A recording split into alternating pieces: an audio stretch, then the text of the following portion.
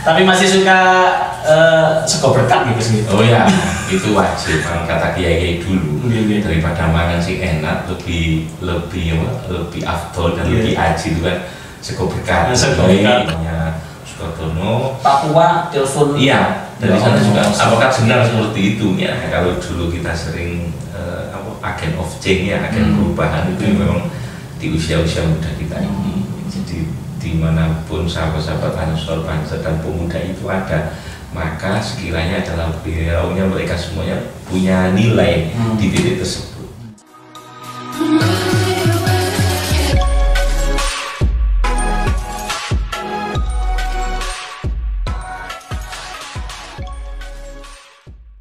Assalamualaikum warahmatullahi wabarakatuh. Masih bersama saya Mr. Muse di Spanka Zaman Now Studio Podcast. Studio podcastnya SMP Pancasila Krian.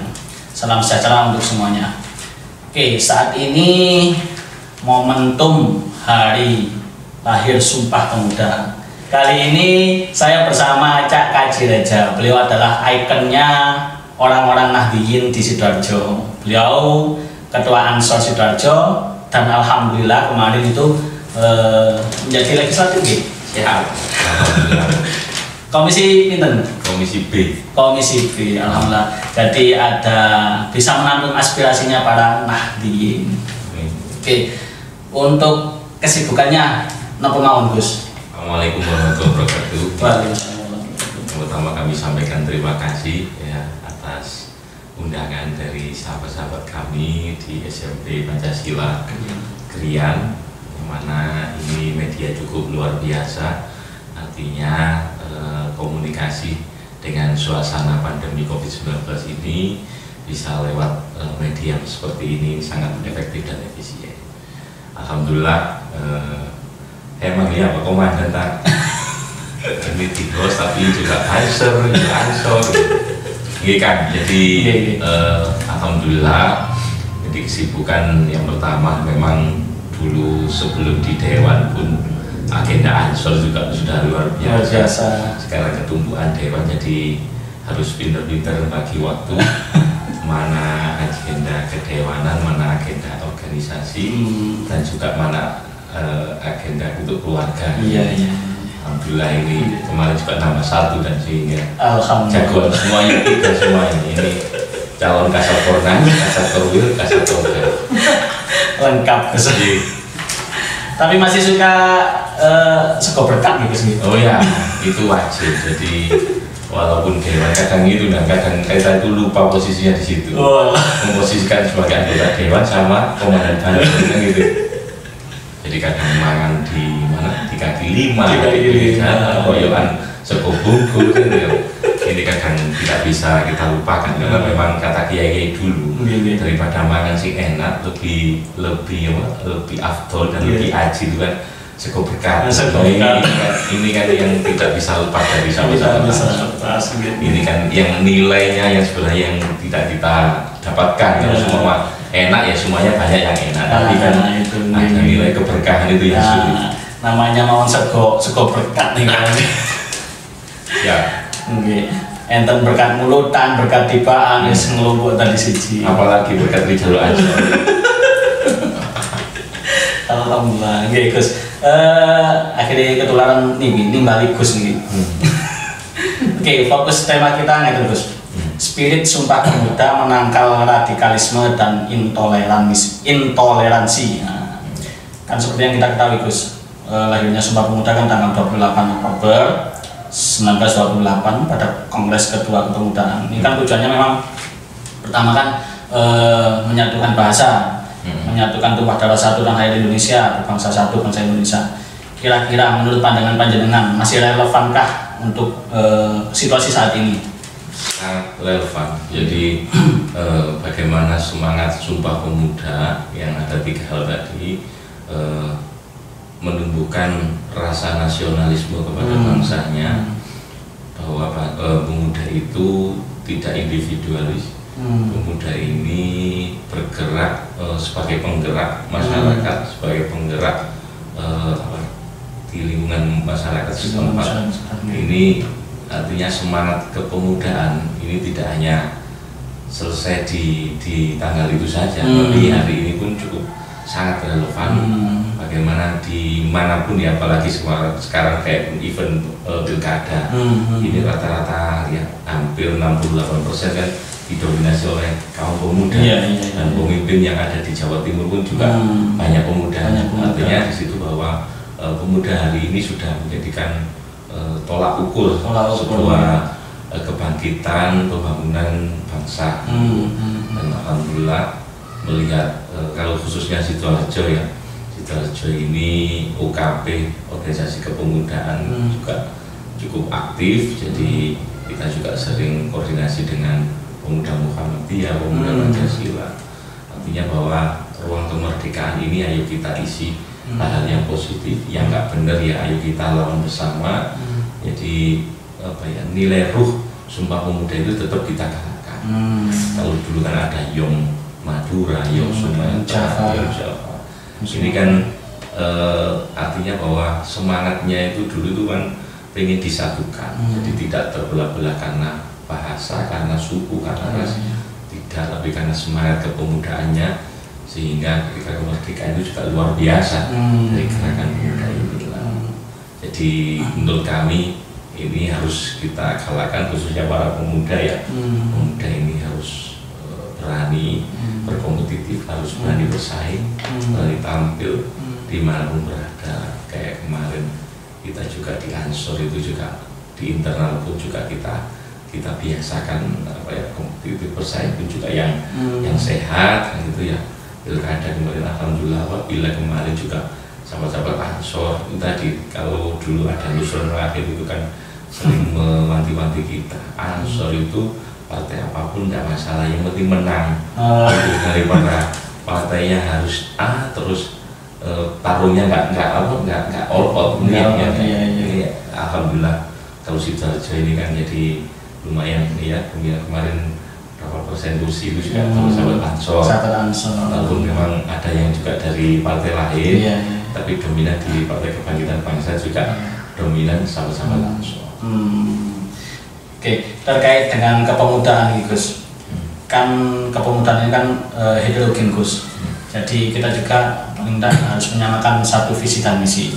Nah sekarang ini zamannya itu sudah zaman kiblatnya itu enggak jelas Gus. Ada yang kiblat ke Arab, akhirnya ngomongnya anak antum, terus ada yang kiblatnya ke Korea, sarang hiu atau apa itu. Menyikapi hal-hal tersebut Gus gimana? Ya, jadi apa ya, itu namanya budaya ya. Boleh kita mengikuti agama Islam, tapi tetap kebudayaan kita Indonesia. Jadi kalau orang agama Kristen ya tetap Kristennya juga Kristennya di Indonesia, jangan Kristen yang di mana di Roma di bawah Indonesia. Islam juga gitu. Jadi kita itu agama Islam, tapi Islam di Indonesia, bukan Islam yang di Arab di bawah Indonesia. Ini akhirnya kacau, culture-nya, budayanya ini nggak cocok dengan kondisinya ada di Indonesia, akhirnya dipaksakan. Nah ini yang harus kita pahami bersama. Boleh kita berbeda-beda, tapi ketika ngomong Indonesia ya harus satu barisan. Harus satu barisan. Siapapun yang merongrong ya harus kita lawan bersama. Siap. Terus tentang ini Gus, nasionalisme kedaerahan Gus, kan kadang ada suatu suku yang membanggakan secara berlebihan. Contohnya kemarin Gus, tentang kasus tahun 2019 yang mana pengepungan asrama Papua Gus, di Surabaya kemarin itu.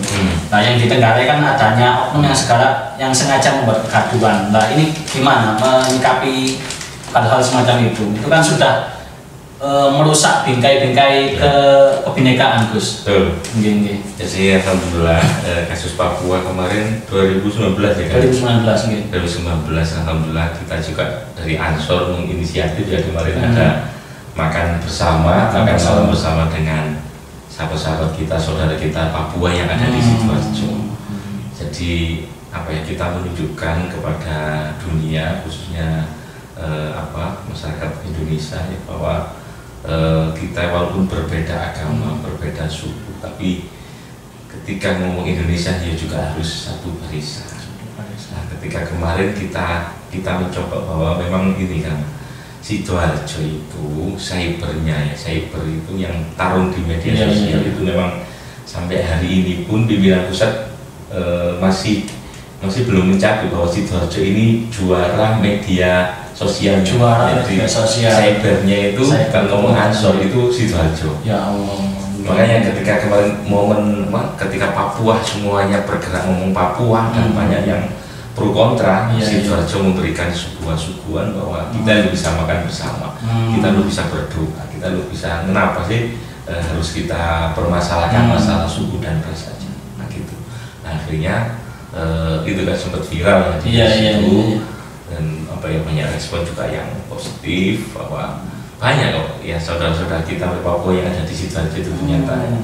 Jadi ketika kita ajak ngomong bersama bagaimana dia itu malah Papua itu, apalagi Papua itu sangat menghormati guru besar kita Gus Dur. Ya, jadi sampai hari ini kalau mereka bilang itu ya Gus Dur bapak kita kan itu orang Papua karena memang juga sangat terlindungi ketika masa presidennya Gus Dur. Apalagi seperti itu, akhirnya Papua sama Banser juga nggak ada sekatnya. Ya wis ketika agamamu ya agamamu, ketika agamaku ya agamaku. Tapi ketika ngomong NKRI, ngomong bagaimana bingkai Kesatuan Republik Indonesia ini ya harus kita jalin bersama, bersama. Jadi itu kan, jadi kemarin itu memang sengaja saya buat acara yang tidak pada umumnya, ya kan itu ya. Kalau kita sekarang coba berpikir keluar dari kebiasaan, bahasa kriani otot gitu ya, keluar dari kebiasaan bahwa ketika di sana menggunjing Papua, mengusir, membakar dan yang lain. Tapi Ansor Sidoarjo kemarin menunjukkan bahwa kita ngajak makan bersama. Setelah makan bersama ya kita dialog bersama, kita nyanyi bersama. Mereka punya kebudayaan, kita juga punya kebudayaan. Mereka punya lagu, kita punya lagu. Akhirnya sering itu viral kan, makan bersama terus nyanyi bersama. Ketika kita menghormati budaya mereka, menghormati kebiasaan mereka, menghormati suku dan rasnya mereka, ya yakin mereka juga akan nyaman dengan kita. Ini yang harus kita pahami bersama sebagai kader-kader muda di NU khususnya ya. Jadi bahwa perbedaan itu rahmat kan gitu ya. Bagaimana kita menilai keberbedaan itu sebagai menjadi kerahmatan, menjadi keberkahan untuk kita semuanya. Kayak di Ansor, kalau nggak ada yang pro kontra malah nggak menarik kan? Karena Ansor ini juga organisasi yang dinamis. Jadi jadi sudah biasa ya, sudah biasa. Tapi ketika keluar dari pintu harus satu barisan. Tapi kalau dalam forum ada yang nggak sepakat, ada yang itu biasa. Yang ketuanya bilang A terus itu biasa. Akhirnya disatukan oleh sego berkat. Iya, sego berkat itu selesai gitu. Makanya, tapi alhamdulillah kan kalau dulu itu kan Banser itu kan sering ya berani mati takut lapar. Hari ini saya sudah saya sebut sering marah ya kalau ada guyonan seperti itu, sudah bukan waktunya. Dulu guyonannya nggak masalah, tapi kalau hari ini bagaimana Banser itu malu kalau tidak punya keahlian. Alhamdulillah kan sekarang banyak malah pejabat-pejabat semuanya pengen jadi Banser ya. Bupati Pasuruan, Kasat Polri, Bupati Lumajang, Cak Polri juga Kasat Pocak Banser Lumajang. Kita menunjukkan bahwa kita mampu untuk menjabat posisi strategis pun. Oke, kembali ke undangan Papua tadi Gus. Berarti di Sidoarjo sendiri orang Papua itu tinggal kerja apa sekolah atau kuliah? Macam-macam. Jadi ada yang kerja, ada yang kuliah ya, di Sukodono itu sangat banyak. Yang paling dominan di daerah mana Gus? Kuliah Sukodono. Iya, kuliah ya. Sama Bungur ya. Dan yang Bungur juga ada. Jadi di sana pun juga mereka juga interaksi dengan masyarakat juga biasa. Dan juga teman-teman dari Ansori juga banyak masuk di FKUB itu juga memahaminya ini adalah bagian dari keluarga kita, bukan orang. Jadi mereka juga nyaman. Juga ketika rame-rame di Surabaya terus keluarganya itu banyak yang telepon aman di Sidoarjo, sampaikan bahwa Sidoarjo nyaman. Makanya kondisi iklim persahabatan, iklim masyarakat yang ada di Sidoarjo harus kita pertahankan. Jangan sampai kita terbawa budaya-budaya yang merongrong, kadang masuk di perumahan ini. Sahabat-sahabat Ansor ya, tugas paling utama ya seperti itu. Ayo kita bawa nasionalisme, hubul waton minat iman ya di sini. Jadi biar politik-politik yang gerakan-gerakan yang memecah belah ini benar-benar bisa dilawan oleh sahabat-sahabat dan terkenal keren ya. Sidoarjo itu Hanselnya itu Ansornya terlalu keren. Jadi kadang saya itu memang kadang ketua itu kan posisinya seperti sopir ya. Penumpangnya itu macam-macam. Dan kita juga punya yang namanya panutan ya kiai. Nah, kiai itu juga macam-macam ini persepsinya. Kadang ada yang nggak sesuai dengan KRI harus segera disikat. Kadang ya harus diajak ngomong dulu, tabayun dulu, macam-macam karena ya itulah. Ansor itu nek salah sih wajar kan. Nah ini kok bisa Gus, yang paling saya salutkan gerak cepat langsung membuat konsep ngajak makan-makan orang-orang Papua, kok bisa datanya itu loh, kok langsung cepet langsung. Nah alhamdulillah Ansor Sidoarjo itu punya sampai di tingkatan ranting. Yang sekali lagi media sosialnya itu yang paling kuat. Ada yang mana Uda itu ya, itu juga kita tunjuk sebagai koordinator cyber Sidoarjo itu juga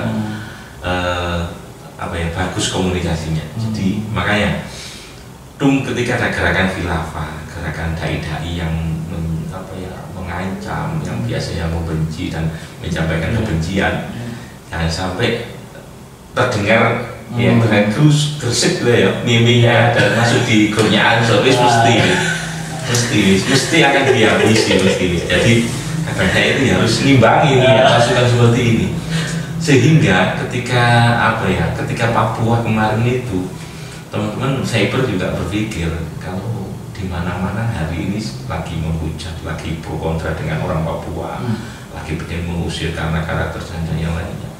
Nah ini Sidoarjo ini juga ada orang Papua juga aman-aman saja. Apa yang bisa saya suguhkan dan itu ya hitungan jam gitu ya. Ya besok kita tumpengan makan bareng, alhamdulillah. JJNU juga bisa hadir bersama. Kita dialog, kita makan bersama, kita nyanyi bersama. Itu salah satu contohnya bahwa memang sudah waktunya pemuda itu harus agresif, harus cepat harus gesit kan gitu ya. Bagaimana sahabat-sahabat ketika ada nggak perlu sekarang ada waktunya, makanya karakter pemimpinan itu kadang ada demokratis, ada yang otoriter, kadang harus disesuaikan kan ya. Kalau dididik harus sedikit, harus rapat, memang kondisi seperti itu ya harus kita bertindak. Bahwa akhirnya acara itu viral, meredam. Salah juga telepon dari pihak Papuanya Sukartono. Papua telepon. Iya, dari sana juga. Apakah benar seperti itu ya? Disampaikan sampai memastikan keadaan warga Papua di Sidoarjo sendiri. Loh, dan itu pun juga ada kan yang Papua itu yang tidak boleh hadir di acara juga. Jadi saking ketakutannya, nggak paham kondisi iklim masyarakatnya ada di Sidoarjo. Dikira garis keras, dikira malah nanti itu chaos dan yang lain. Ada juga ya, jadi kita targetkan berapa orang yang hadir ketika kita coba orang itu ya, yang mereka menyampaikan bahwa ada beberapa senior, beberapa yang tidak boleh hadir. Ya kita maklumi bersama karena memang belum tahu kondisi, tapi mayoritas hadir, didampingi teman-teman FKUB, kita sampaikan kita semuanya ini adalah bersaudara.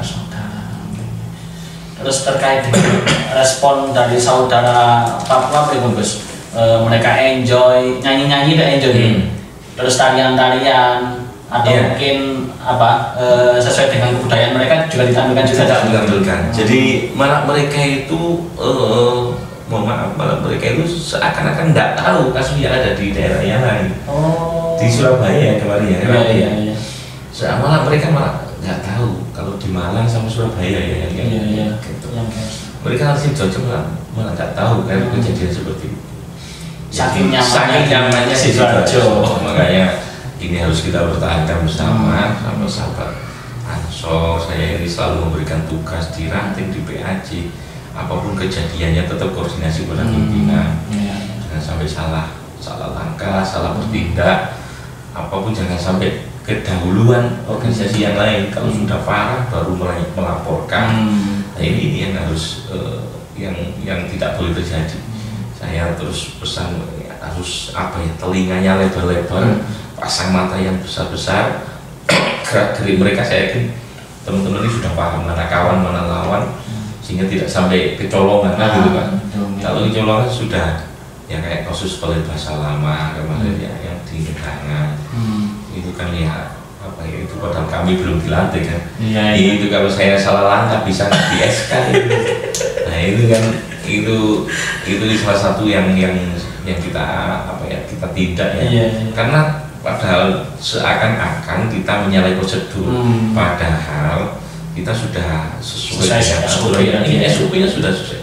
Teman-teman Gedangan, Ansor Gedangan sudah menyampaikan ke panitia, menyampaikan ke polisian bahwa seperti ini keberatan kita A, B, C, D sudah disampaikan. Terus sampai hari ini kok tetap dilaksanakan. Loh, kalau kita sudah ruang dialog sudah selesai, sudah kita tunjukkan seperti ini kebahayaannya. Berarti sudah mediasi? Sudah mediasi, sudah kita sampaikan ini ketika nanti disampaikan, padahal jamaahnya itu juga warga sekitar kan juga mendengarkan.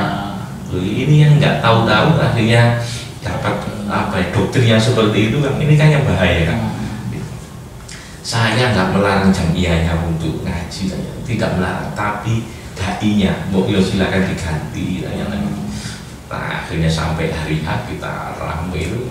Dulu kita itu dari situ kan, kita itu akhirnya cybernya kuat itu. Jadi saya pulang, saya bergerak di sana itu, kameranya mereka itu lebih siap dari kita. Saya belum pulang, videonya sudah viral. Tadi serbet membubarkan pengajian. Foto saya kemana-mana, TV nasional dan yang lainnya ya. Akhirnya tadi karena kita lemah.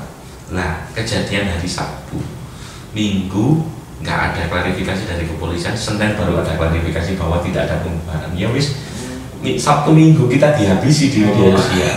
Dari situ sahabat-sahabat akhirnya punya evaluasi gerakan. Akhirnya ketika membubarkan HTI yang di arteri Porong sudah siap siaga kita. Jadi pasukan siap, kita kamera siap. Jadi sampai hari ini ketika sidang HTI, video kita mesti ditampilkan. Jadi sekarang lebih terorganisir ya. Dari evaluasi beberapa kasus-kasus sendiri. Jadi jangan sampai kita itu pengennya itu membantu aparat, menyelamatkan NKRI, kadang kita malah dibully karena salah SOP. Nah ini jangan sampai dipelintir tadi. Dipelintir itu, kita itu yang bener aja dipelintir. Berarti memang tugas dari kepemudaan khususnya Ansor Banser ini bukan hanya radikalisme nih, termasuk masalah intoleransi tadi dihitung ya. Iya. Jadi makanya kalau dulu kita sering agen of change ya, agen perubahan itu memang di usia-usia muda kita ini. Jadi dimanapun sahabat-sahabat Ansor Banser dan pemuda itu ada, maka sekiranya adalah beliaunya mereka semuanya punya nilai di titik tersebut. Ketika di desa ya silakan desa itu buat yang seramai mungkin, yang ideal mungkin. Ketika itu ada aliran yang berlawanan, ya jangan diam gitu, terus bergerak. Yang di kecamatan juga seperti itu, yang di kabupaten juga seperti itu. Akhirnya kan ya iklim suasana yang menyejukkan seperti Sidoarjo ini tidak ada. Sidoarjo itu ramai masalah agama itu tidak ada. Kabupaten yang lain miris kan, ada misa dibubarkan, itu diobrak, terus nyanyi-nyanyian di luarnya kan miris sekali. Padahal negara ini dibentuk ya dari kebersatuan agama, berbagai macam agama. Oke Gus, terkait dengan kepemudaan Gus, acara seperti apa Ansor, terus kepemudaan Muhammadiyah, kepemudaan Pancasila itu punya program seperti apa Gus ketika kumpul bersama gitu Gus? Alhamdulillah kita itu punya kalau wadah di kabupaten namanya KMPI ya. KMPI. Komunitas Pemuda Indonesia saya itu di situ sering sahabat-sahabat itu dikumpulkan berbagai macam UKP. Tapi itu secara apa ya, secara resminya. Tapi kita di UKP Ansor, Pemuda Pancasila, Pemuda Muhammadiyah itu sering acara-acara yang tidak non formal itu sering juga. Kemarin terakhir itu ya cukup terkesan ya, kita 1 bulan atau 2 minggu yang lalu kita bersahabatan dengan sahabat-sahabat Pemuda Muhammadiyah. Dan bahkan kemarin sering itu ya ikut futsal deh. Iya. Beberapa bulan yang lalu ya, futsal dengan sahabat-sahabat Pemuda Muhammadiyah di situ kan. Jadi tidak ada sekatnya mana itulah keakraban kita bahwa ketika berbeda persepsi ya tidak ada masalah. Itu organisasi kalian, itu yang kita pilih, yang kita pilih. Cuma kan memang apa ya, sahabat ketua Pemuda Muhammadiyah Sidoarjo kemarin telah mendahului kita semuanya ya. Mudah-mudahan sahabat Yudi ini insya Allah husnul khotimah. Jadi beliau kemarin sakit dan mendahului kita semuanya 1 minggu yang lalu. Jadi ini sahabat kita ini juga apa ya, cara berpikirnya juga sangat visioner. Jadi dia cukup kreatif, cukup apa ya, lumayan visioner. Jadi sampai banyak event ya, jadi tidak hanya dengan Ansor, dia juga dengan media, eventnya lumayan. Sahabat-sahabat Pemuda Muhammadiyah sama-sama aktifnya juga ya Gus ya. Iya. Di beberapa kegiatan-kegiatan. Dia juga wakil kesiswaan. Muhammadiyah. Jadi lumayan sama-sama bergelunya di dunia pendidikan. Jangan ini Bu. Gimana di dunia pendidikan? Alhamdulillah kemarin terakhir saya itu di Wakak Kurikulum. SMK 10 November Sidoarjo. Jadi awalnya itu di Wakahumas, ada BK ya. Terus masuk itu di Wakahumas. Wakahumasnya ya biasa, relasinya kan lumayan ya. Terus yang terakhir itu saya minta ampun di Wakak Kurikulum ini. Kalau Wakahumas kan enak, kemana-mana alasannya enak, acara Ansor, acara Wakahumas. Tapi kalau Wakak Kurikulum ini ampun ya. Iya, di sekolah kurikulum saya itu posisinya ketua Ansor. Ampun ya, akhirnya hanya 1 tahun Wakak Kurikulum. Akhirnya dan saya kemudian terpilih di Dewan, akhirnya pamit. Ya, jadi memang sedikit banyak mulai 2008 saya di pendidikan itu ya banyak paham dunia pendidikan. Makanya saya tadi juga kaget ini SMP 1 Pancasila, SMP Pancasila Krian ini ya nyelupit, tapi apa ya, cara berpikirnya, wawasannya dari di mana, di akademiknya lumayan tertata. Bahkan ada media podcast ini juga sudah luar biasa. Mudah-mudahan ini tetap menjadikan media untuk menyampaikan aspirasi kepada masyarakat, memberikan wawasan kepada masyarakat. Jadi masyarakat tidak harus hadir ke sini, tapi tahu programnya yang ada di SMP Pancasila. Terus terkait tentang program-program BP Ansor, Gus. Kira-kira program yang paling berkesan, Gus? Iya kan. Jadi mungkin ada pengalaman ketika kegiatan apa yang paling berkesan di Ansor, Gus? Jadi kalau saya itu di NU itu mulai dari nol kan gitu ya. Jadi awal dulu itu saya itu di PMI, di Winsa, nggak seberapa temen, kan gitu, nggak seberapa serius karena memang ya masih mencari jati diri. Akhirnya saya itu di ranting IPENU desa itu, desa kami itu yang lumayan kan gitu. Tapi ya tetap mental kami masih belum siap dulu. Akhirnya pemilihan ketua ranting saya harus lari ke rumah nenek saya. Akhirnya tak terpilih kan karena calon ketuanya nggak ada dia. Akhirnya jadi wakil ketua masuk di pimpinan cabang pemilihan ketua IPENU Tanggulangin 4 bulan di IPENU. Akhirnya pemilihan IPENU PC. Nah, akhirnya masuk terpilih ya. Kebetulan dulu bersaing sama kader dari Krian, Agustri. Itu sekarang jadi lurah di Krian. Nah, yang terpilih itu habis dari ketua PCI IPENU dari 2010, selesai di situ saya masuk di IPENU PW. Habis di IPENU PW masuk di sekretaris Ansor, lalu di Ansor. Nah, dari situ saya memahami betul bahwa memang yang disampaikan oleh instruktur PKB NU kiai kita itu sudah benar bahwa NU ini didirikan oleh para kiai, yang kiai itu juga nirakati. Itu sudah. Kalau saya iya sudah benar, saya dari penuh ranting sampai di penuh wilayah. Memang sudah dari nol ya. Iya, saya memahami betul. Jadi kalau di Ansor itu kita hanya profit oriented di NU lah, di penuh kita hanya profit oriented, ya nggak akan lama. Jadi ya apa ya hanya musiman selesai, dia akan selesai juga akan tersebut. Tapi kalau niat kita bahwa di NU di penuh di Ansor ini niat kita berjuang bagaimana ajaran Ahlussunnah wal Jamaah ini benar-benar lestari. Kita menyampaikan dakwah ke-NU-an di penuh di Ansor, kita bagaimana nanti kaderisasinya. Saya yakin juga semuanya akan ditata. Makanya ketika kita mendahulukan niatan kita untuk berjuang, untuk mendahulukan kita kepada Sang Pencipta, saya yakin hajat kita yang di dunia itu juga akan ditata, dimudahkan. Itu istilahnya masih plus itu sudah saya alami betul. Jadi semacam kayak mujizat saya itu Mas.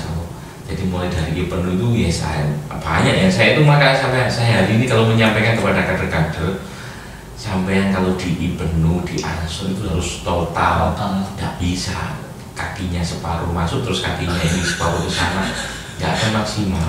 Dan itu sudah disertai oleh tirakatnya para leluhur kita. Makanya kalau buat program tidak usah muluk-muluk, tapi terukur. Nah ini biar ada bedanya.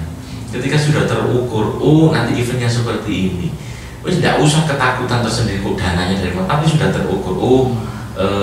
Nanti kita target kita kayak tadi ya, Papua tadi ya. Saya enggak nanti tumpengnya dari mana, kostum seperti apa, panggungnya seperti apa, nggak mikir sama sekali, nggak mikir, karena yang mikir nanti ya. Nah, artinya seorang ketua harus tahu nanti itu tumpengnya sekian, kita punya DPR sekian, kita punya para pejabat yang dekatkan sekian, dari PCNU juga ketua PCNU sekarang kan juga mantan Kasat Korca, jadi selesai di situ sudah selesai. Artinya tapi kalau semua kita bergerak, itu pengiku dananya dari mana tanya itu yang didahulukan ya, nggak akan maksimal. Tapi kalau target kita dan seperti ini, kita menyelamatkan saudara-saudara kita Papua, memberikan pesan kepada masyarakat bahwa Sidoarjo ini aman, Sidoarjo ini, Papua ini juga bagian dari saudara kita. Tapi itu yang didahulukan, semuanya akan menyertai. Panggung juga disumbang, TV juga semuanya banyak yang datang, mahasiswa dan semuanya yang itu ikut terlibat ya. Akhirnya tergugah untuk bergerak. Nah, yang paling terkesan kan kalau di Ansor Sidoarjo itu yang terakhir kemarin itu banyak sebenarnya tapi yang paling terkesan priorisasi kami ini di 2017 itu ada pemecahan rekor muri ya. Itu event yang Ansor memecahkan rekor muri itu pelong ya. Jadi bahwa disinilah bahwa kemampuan pemuda itu untuk berkomunikasi dengan siapapun. Hari ini itu problematika yang sering terjadi itu kan cara komunikasi. Cara komunikasi. 2017 kami dilantik 2017 awal di momen Hari Santri 2017 bulan Oktober itu kita menghadirkan ribuan santri di GOR. Memang kondisinya bukan belum pandemi ya. Baca kitab kuning ya, ada 9 kiai pos, bahkan sekarang jadi wakil presiden juga hadir di Ma'ruf, itu luar biasa. Jadi saya juga hari ini kalau kemarin momen Hari Santri 2 Oktober itu saya sering buka file seperti itu, luar biasa. Tapi memang kebetulan Sidoarjo ini kalau ngomong Hari Santri itu mesti identik dengan teman-teman Ansor. 2017 kita pemecahan rekor muri. 2018 ada Istighosa Akbar, Jokowi hadir yang ya. 2019 kemarin Pawai Santri Nusantara kita berturut-turut lombakan antar MWC. Bayangkan Ansor lombakan antar MWC ini kalau salah komunikasi itu kurang ajar ngomongnya gitu ya. Karena saya kumpulkan koordinasi dengan MWC itu yang luar biasa kayak gitu ya, kita sampaikan memang ini momen kita bersama, kita sentuh mereka semangatnya ketika sama, gak mikir kan mereka bangun itu event Ansor yang penting hari santri akhirnya luar biasa. Tiap kecamatan itu menampilkan ikonnya kayak waru sandal raksasa, tanggulangin satas raksasa, itu kan menarik. Pawai Santri Nusantara hari ini sebenarnya 2019 ini juga tak kalah meriahnya karena memang menuju prakonferensi kami. Saya habiskan di tahun ini 22 November nanti konferensi. Itu memang kita siapkan ya bagaimana 2020 hari santrinya lebih meriah. Itu sudah kita setting dan sudah kita komunikasi dengan ya Iwan Fals memang. Ini hari ini harusnya itu sudah gede-gedean hari santri sebagai paling top, sudah saya siapkan anggarannya, kita siapkan para sponsorshipnya. Iwan Fals pun sudah terkontak, ya, maka akhirnya ya kondisi pandemi, karena pandemi artinya semuanya serba keterbatasan, protokol kesehatan, kondisi siapa yang menjamin ketika ada Iwan Fals terus kita batasi geger, tidak akan kita malah dibully nggak dapat. Itu artinya jadi event yang paling spesial memang di hari santri kalau ngomong situasi itu kan, karena kita semangatnya apa ya, Ansor juga bagian dari santri. Yang paling penting itu tadi kan, bahwa pemuda hari ini itu harus mampu berkomunikasi, mampu harus berani tampil, harus berani bersaing kompetitif. Bahwa kalau itu sudah dilaksanakan komunikasi, yang sering terjadi itu kan, jadi kadang kemarin itu kan kayak Pawai Santri Nusantara, MWC, siapa MWC yang juara harus komplit banomnya. Ini kan sebenarnya kalau mereka nggak sadar itu kan ada apa kan? Ada misi khusus dari panitia. Bagaimana MWC ini nyambung dengan muslimat, dengan ansurnya. Kamu tuh, ada yang kan cukup luar biasa setelah momen itu. Saya juga dapat laporan, alhamdulillah kan, dan baru kali ini tidak rapat. Itu kan itu apa ya, nilai-nilai yang harus kita punya, harus punya misi di situ. Pemuda itu, kalau pemuda hanya menjalankan formalitas, ya eventnya seperti berjalan. Pemuda hari ini harus totalitas, targetnya harus semaksimal mungkin, tetap dengan berdoa, dengan ikhtiar, harus disertai dengan apa kan ya, logika ya, harus realistis, nggak boleh tadi terlalu gelambiar acara 1 juta santri tapi dia nggak melakukan apa-apa ya, cuma kan. Kalau kemarin istighosa akbar itu kan memang 1 juta lebih kan, itu memang ya harus targetnya harus seperti itu, tapi harus diikuti dengan ikhtiar, dengan perencanaan, dengan komunikasi yang masif. Itu kan. Yang paling sangar, yang paling ajaib itu tahun 2017 Gus, dimana dari beberapa daerah loh Gus nih, ketika pembacaan kitab kuning, kalau saya lihat, saya ikut itu bis dari Malang, bis dari Madura. Nah, yang saya ingin konsepnya seperti apa, komunikasi ke beberapa NU di wilayah sekitar Sidoarjo itu pripun Gus? Yang 2017? Iya, yang sampai Pawai masuk ke Gor semua Gus.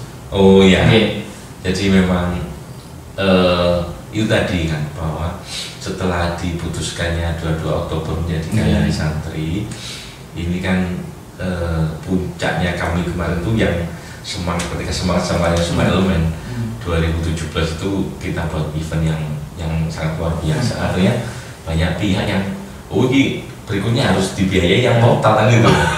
Nah, dengan konsep yang saya masih kadang dikirimin teman-teman. Jadi ada target kita kan Jokowi kemarin hadir. Target kita Jokowi. Bahkan Hussein Kul ya yang komunikasi dengan pihak kepresidenan itu kan sampai 1 minggu itu masih oke kan, Jokowi akan hadir 1 minggu itu. Bahkan lokasi sudah disurvei. Ya kepolisian, masa kayak gini presiden hadirkan presiden. itu masih ingat saya Kapolresnya itu. Jadi ya harus nekat kan itu, jadi santri itu ya harus nekat, harus nekat. Iya, nekat, kita terukur. Kalau semua presiden juga benar-benar hadir, ya pasti akan disiapkan sesuatu mungkin gitu. Nah, apa ini kan? Akhirnya momen itu viral, nyebar di mana-mana karena ada 9 kiai host, pemecahan rekor muri, ada band wali yang menghibur, ada Kiai Ma'ruf Amin, terus apa ya unik kan gitu. Saya browsing apa ya event yang menarik yang belum pernah direkor dan yang belum dipecahkan. Kalau 25.000 masih ada kan gitu. Kita targetnya memang 100.000 saya. Jadi 1 minggu itu kan presiden itu masih konfirmasi hadir Jokowi. Waduh ini luar biasa. Yang ditanya jawab bos, ya saya jawab. Akan ada dong semuanya apa ya bukti sambutannya karena sudah dibuat. Terus apa itu apakah gejala-gejalanya juga sudah nampak ya, sudah disurvei lokasinya. Oh saya optimis ini. Ya akhirnya saya punya komunitas yang dinamai ini grup PW Ansor Jawa Timur. Saya sebar di situ loh. Yang mau nyumbang acara itu wis drum band dari Bangkalan itu kan tidak hanya drum bandnya saja, santrinya ikut hadir. Bagaimana Gus, saya bisa nggak? Bisa kan, tapi mohon maaf jamnya ketika habis zuhur itu kan sudah tertata kan apa protokolnya itu juga protokol yang jadwalnya juga sudah diatur. Iya, waktunya juga terbatas. Habis zuhur itu pada saya itu terlalu panas. Kalau nanti mendekati asar, ya kan gitu ya. Apalagi wali nanti kita setting habis asar. Wah, siapa ini? Beberapa sahabat-sahabat bangsa dari Bangkalan itu kan punya grup drum band kan. Nanti yang kita tampilkan di apel santrinya yang paginya. Kayak kali seperti itu, akhirnya ya nggak mau pulang ya sampai sisa. Ya, ini apa ya dari sahabat-sahabat dari mana Pasuruan, dari Malang, Mojokerto. Pengen hadir ya kita nggak bagaimana lagi, yang penting kapasitas dan apa ya semua kru keamanan sudah kita siapkan, Pansel maupun juga kepolisian. Terus terkait dengan mimpi yang belum tersampaikan Gus, program yang belum tersampaikan yang masih menjadi cita-cita. Jadi yang paling saya ini yang menjadikan PR saya itu kan kalau di kaderisasi Sidoarjo itu sudah 30 kali kan periode saya. Kalau 30 kali, kalau katakan satu pelatihan itu ada 100 atau ya 100 anggota itu kan sudah 3.000-an ya. 3.000-an pasukan kader-kader yang terbaru. Kalau 50 ya berarti kan 1.500 itu kader-kader Ansor baru.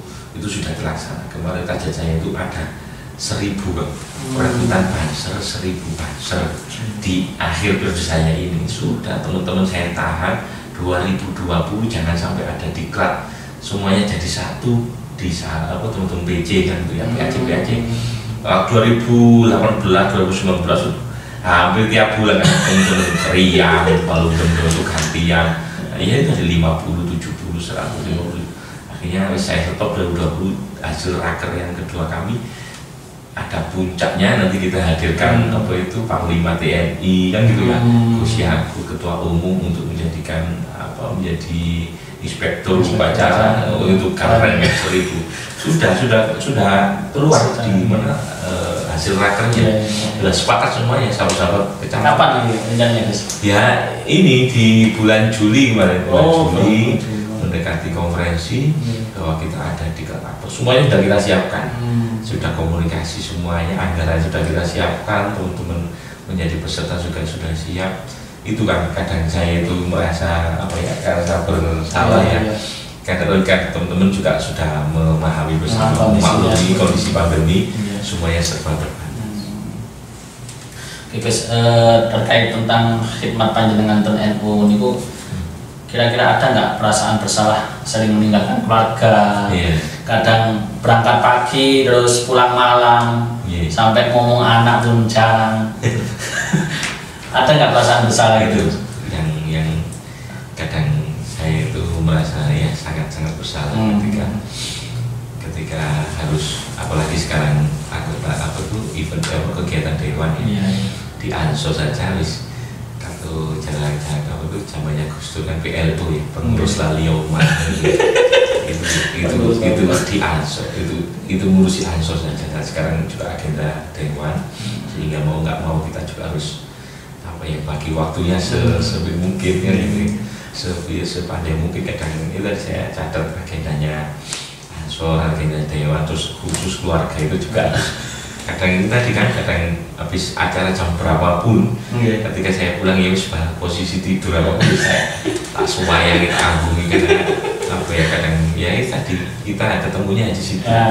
Ini adalah amanah dan memang ya bagian dari risiko, tapi kadang saya juga itu tadi guys pulang itu merasa bersalah di situ. Kadang memang ya juga sih ada banyak yang yang membantu untuk mendidik, untuk mengajak berjalan, mengajak bermain, tapi kadang kalau tidak orang tua sendiri kadang merasa ada yang kurang. Tapi itu tadi saya yakinnya itu kan ketika para instruktur PKBN itu menyampaikan bahwa ketika kita khidmat totalitas di NU banomnya, itu saya yakin juga anak turun kita itu juga akan ditata. Itu harus kita tanamkan. Itu saya pernah mendengarkan Yai Adnan, Yai Mungkin itu sering menyampaikan Kiai NU itu kadang anaknya, keluarganya itu kan ya tidak tahu kan, punya mau pinter dewe itu kan saya mudah-mudahan sebagian barokah di situ kadang saya itu ya kadang itu kadang harus kita yakinkan. Kalau nggak gitu ya wis nggak mentol. Tapi memang disiapkan gitu untuk kader NU berikutnya. Itu harus. Ketika iya. Kata saya itu mesti tak ajari ya lalu tak pakai kasus Banser itu biar seneng kan gitu, biar kita menata bagaimana generasi kita ke depan juga harus melanjutkan perjuangan kita, bagaimana posisinya walaupun tidak menjadi ketua, tidak menjadi komandan, bagaimana harus berkhidmat kepada Nahdlatul Ulama. Oke Gus, yang terakhir Gus, pesan-pesan untuk kepemudaan di hari Sumpah Pemuda Gus. Jadi untuk para pemuda khususnya di Sidoarjo dan juga wabil khusus untuk sahabat-sahabat kami di Ansor Banser ya, bahwa pemuda ini harus berani tampil, pemuda itu visioner, dan pemuda itu harus gesit ya. Bagaimana sahabat-sahabat ini mampu untuk bersaing dengan siapapun dan dimanapun, dan juga pemuda ini adalah agen perubahan. Ketika sahabat-sahabat ini di posisi manapun harus berani tampil, harus menyampaikan kepada masyarakat mana yang seharusnya itu terjadi, mana yang nggak sesuai, harus diingatkan. Jadi tidak pemuda ini pasif, harus aktif, tidak menunggu bola, harus menunggu bola. Ini yang harus terjadi, yang harus dilakukan oleh sahabat-sahabat para pemuda di Sidoarjo. Jadi momen Sumpah Pemuda besok ini sebenarnya kita punya event-event yang banyak ya, tapi karena tadi keterbatasan kondisi pandemi semuanya terbatas, jadi bisa dengan Zoom, dengan virtual, tapi kurang. Jadi ini kan sering terjadi. Jadi kadang rame di grup WA, tapi kalau tidak ngopi bareng itu buyut dikatakan selesai semuanya. Nah, ini karakternya orang-orang NU, karakternya para pemuda. Nah, di grup WA itu seakan-akan bontok-bontokan, tapi dia ngopi bareng, jagungan bareng selesai.